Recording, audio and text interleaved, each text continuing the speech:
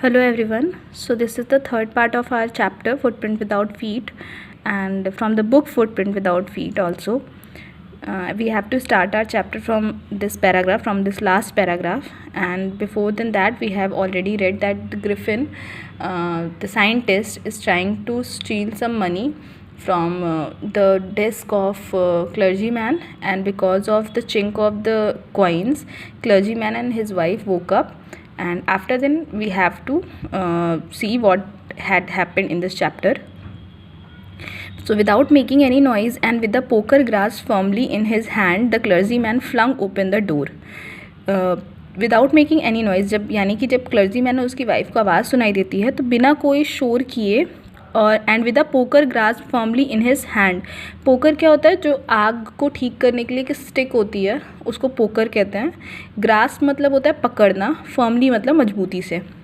तो उस पोकर को कस करके अपने हाथ में पकड़ करके क्लर्जी मैन जो है flung open the door. Flung open मतलब झटके से दरवाज़ा खोलता है. And he says surrender. Then to his amazement he realise that the room appear to be empty. जब वो सरेंडर बोलता है उसको आवाज़ सुनाई दे रही होती है, उसको ऐसा लगता है कि किसी का प्रेजेंस है, बट जब वो दरवाज़ा खोलता है तो वो आश्चर्यचकित हो जाता है, अमेज़ हो जाता है, क्योंकि उसे ये पता चलता है कि कमरा जो है वो खाली है. He and his wife looked under the desk and behind the curtain and even up the chimney. अब वो और उसकी जो वाइफ होती है वो डेस्क के नीचे, कर्टन के पीछे, यहाँ तक कि चिमनी पर भी जाके देखते हैं कि कोई है तो नहीं. There wasn't a sign of anybody, yet the desk had been open and housekeeping money was missing. तो वो देखते हैं कि यहाँ वहाँ पे ऐसा बिल्कुल नहीं लग रहा था कि कोई भी इंसान था. जो डेस्क था लेकिन वो खुला हुआ था, और जो हाउस कीपिंग मनी थी यानी कि जो उन्होंने डेस्क में पैसे रखे थे वो गायब थे. Extra ordinary affair, the clergy man kept saying for the rest of the day. Extra ordinary affair का मतलब क्या है कि असाधारण घटना. क्लर्जी मैन जो होता है वो पूरा दिन यही कह रहा होता है कि ये तो बहुत असाधारण घटना थी कि पैसे भी चोरी हो गए और कोई है भी नहीं. But it was not as extraordinary as the behaviour of Mrs Hall's furniture a little later that morning. लेकिन ये उतना भी एक्स्ट्रा ऑर्डिनरी नहीं था जितना कि मिसेज हॉल का बिहेवियर था. Mrs Hall's behaviour furniture as a little later that morning, यानी कि मिसेस हॉल का भी कुछ अजीब सा बिहेवियर हमें देखने को मिलता है उनके फर्नीचर को लेकर के उसी सुबह थोड़े समय बाद. अब वो मिसेस हॉल ऐसा क्या बिहेव करती हैं या उनको ऐसा एक्स्ट्रा ऑर्डिनरी क्या देखने को मिलता है. So the landlord and his wife were up early and was surprised to see the scientist's door wide open. Usually it was shut and locked, and he was furious if anyone entered his room. So एक सुबह में वो लोग landlord और उसकी wife देखते हैं, वो जल्दी उठ जाते हैं तो वो देखते हैं, वो सरप्राइज़ होते हैं कि जो साइंटिस्ट है उसका जो दरवाज़ा है वो पूरा खुला हुआ है. यूजुअली मतलब साधारण रूप से या सामान्य रूप से वो अक्सर बंद रहता था या लॉक रहता था, और अगर कोई उसे खोल देता था तो ग्रिफिन जो है वो बहुत फ्यूरियस हो जाता था. दैट मीन्स बहुत गुस्सा हो जाता था.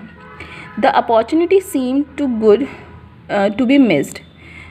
अब ये जो अवसर था, अपॉर्चुनिटी मतलब ये अवसर बहुत अच्छा था और इसको वो लोग जाने नहीं देना चाहते थे. किस चीज़ का अवसर था? ताकि वो कमरे में जा कर के देख सके कि ग्रिफिन जो है वो अंदर जाने पे किसी के इतना गुस्सा क्यों हो जाता है. तो वो क्योंकि दरवाज़ा खुला हुआ था तो वो अंदर जाके देखना चाहते थे. They peeped round the door, saw nobody and decided to investigate. Peep मतलब होता है झांकना.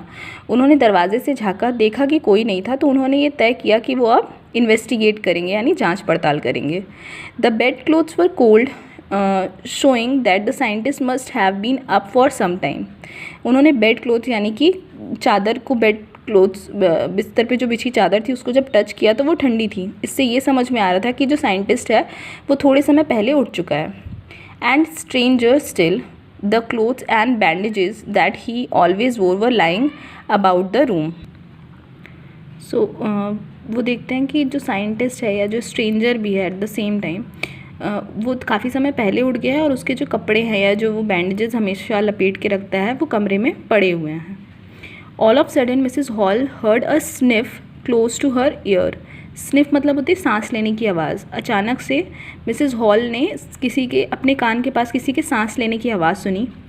अ moment later the hat on the bedpost left up and dashed itself into her face.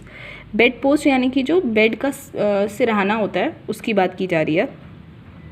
तो वहाँ पर एक मोमेंट बाद वो देखती हैं कि जो हैट टंगी हुई थी बेड पोस्ट पर वो लेफ्ट अप मतलब उछलती है और वो उनके चेहरे पे आकर के डैश होती है। डैश मतलब टकराना। लेफ्ट अप लीप होता है first form, left is the second form. तो वो जो हैट है वो अपने आप ही ऊपर उछलती है और उनके चेहरे पे आके टकरा जाती है, एज इफ जैसे किसी ने मारा हो उनको फेंक के वो। Then the bedroom chair became alive. उसके बाद से जो बेडरूम की चेयर होती है वो अलाइव हो जाती है। अलाइव मतलब वो हिलने डुलने लगती है। Springing into the air it change straight at her legs foremost as she and her husband turned away in terror.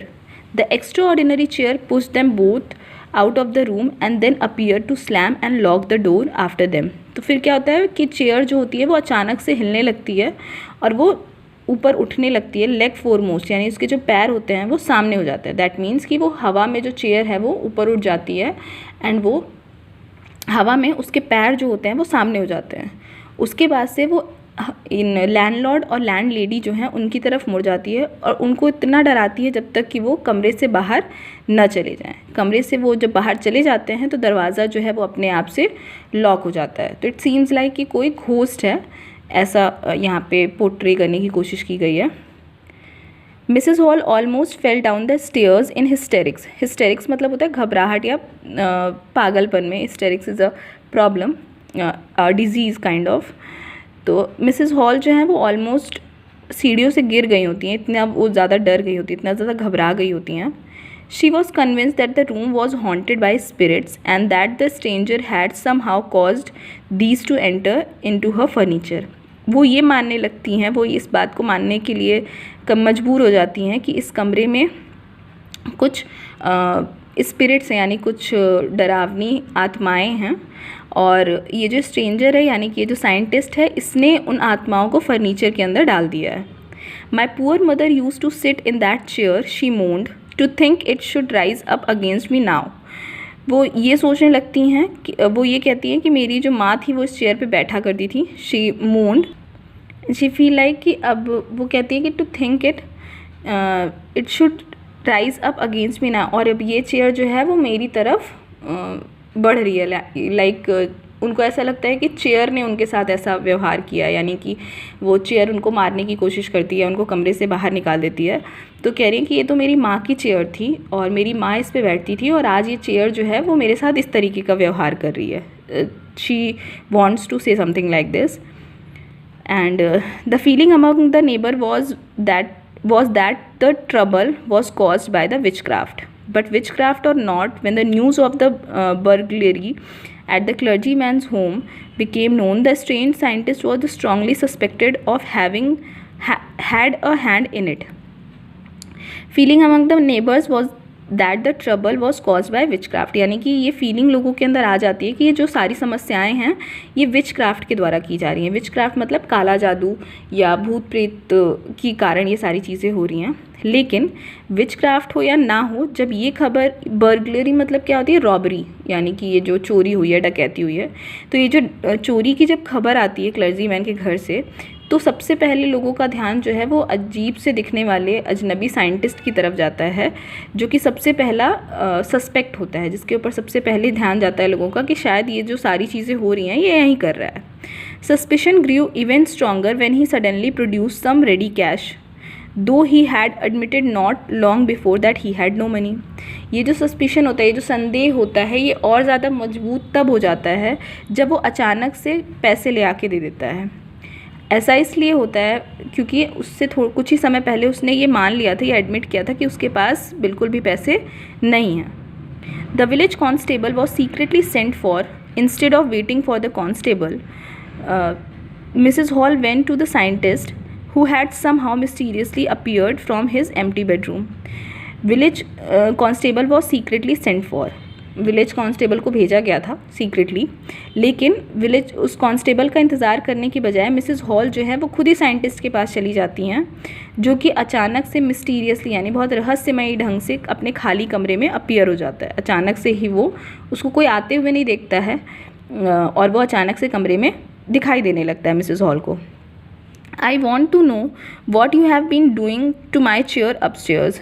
वो कहती हैं कि मैं ये जानना चाहती हूँ कि तुमने मेरी चेयर के साथ, जो ऊपर चेयर रखी है मेरी, तुमने उसके साथ क्या किया। शी डिमांडेड, उन्होंने ये पूछा।